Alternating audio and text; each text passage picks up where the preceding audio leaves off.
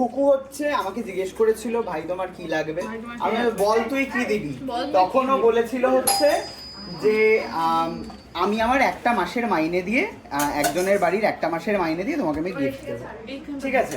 তো এইবারে সেই গিফটটা আমার তো নিতে একটুখানি কিন্তু করছিলাম, তাই জন্য আমি হচ্ছে গিফটটা নিইনি।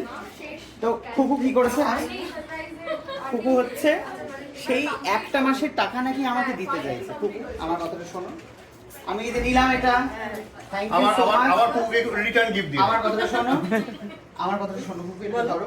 না আমি তোমার কাছে সেভ করে রাখছি, না আমাকে ভাইয়ের যখন ভবিষ্যতে লাগবে এটাকে ধরো। এখান থেকে আমাকে একটা নোট দিয়ে দাও, ঠিক আছে? শুরু করো। এখান থেকে আমি একটা নোট নিলাম যে খুকু এনেছে, ওই ছিড়ে যাবে না ছিল একটা নোট নিলাম, বাদ বাকি নোটটা নিজের কাছে সেভ করে রাখো, যাবে যখন ভাইয়ের লাগবে কোনোদিন যদি দরকার হয় ভাই তোমার থেকে চেয়ে নেবে, ঠিক আছে?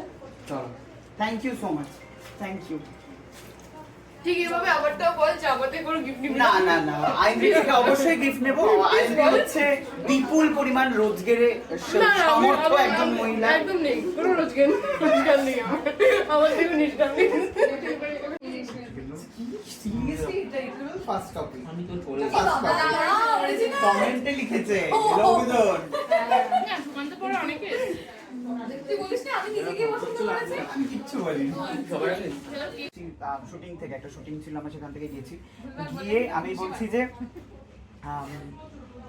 ও তুমি এসেছো, হ্যাঁ ঠিক আছে ব্যাগটা ওখানে রাখো, ওখানে গিয়ে বসে পড়ো। কে এগুলো কি ও বলেছে? ও বলেছে মিত্রর সঙ্গে বসে তুমি কথা বলছো। সে তো বসে তার আগে ঢোকার সাথে সাথে না দাঁড়া কারেকশন আছে। ও ঢুকলো, ঢুকে বললো আমি বেশ বেশ আমি একটা শর্ট দিচ্ছি তুমি বসো। এরকম ভাবে না, বেশ বেশ এরকম তো বলেনি। হ্যাঁ ঠিক আছে, বেশ বেশ আমি একটা শর্ট দিচ্ছি তুমি বসো আমি আসছি আমি বলেছি। হ্যাঁ ঠিক আছে একটু বসো, ওখানে ব্যাগটা রাখো, ওখানে গিয়ে বসো, এটাই ছিল, মানে একটু অ্যাটিটিউড একদম ছিল অ্যাটিটিউড, তখন ছিল, এখন তো নেই স্বাভাবিক, তখন হচ্ছে এরকম ভাবে বাবা বড় সিনেমা এটা হতেই পারে, স্বাভাবিক এটা নতুন এসেছে কাজের টেনশন কাজের টেনশন, হ্যাঁ এই যে মা কারেকশন দিচ্ছে, হ্যাঁ বলো, কাজের টেনশন থাকে হ্যাঁ। টেনশনটা ঝাড়ে কি শেষ মাসে আমার হবে। হ্যাঁ টেনশন হ্যাঁ হতেই পারে। তারপরে আমি ভাবছি যে বাবা মেয়েটা এরকম ভাবে বললো, ঠিক আছে চলো কাজটা ভালো এই হলো।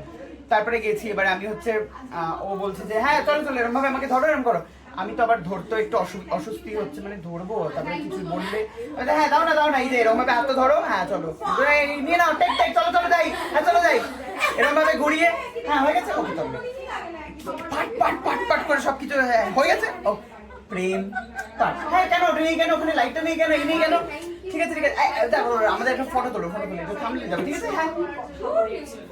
তারপরে এই ঘুরে ঘুরে করবি সিরিয়ালের মতো ঘুরে ঘুরে পুরো এরকম করিয়ে ঝাপড়া করিয়ে অসাধারণ সুন্দর একটা গান তৈরি হলো।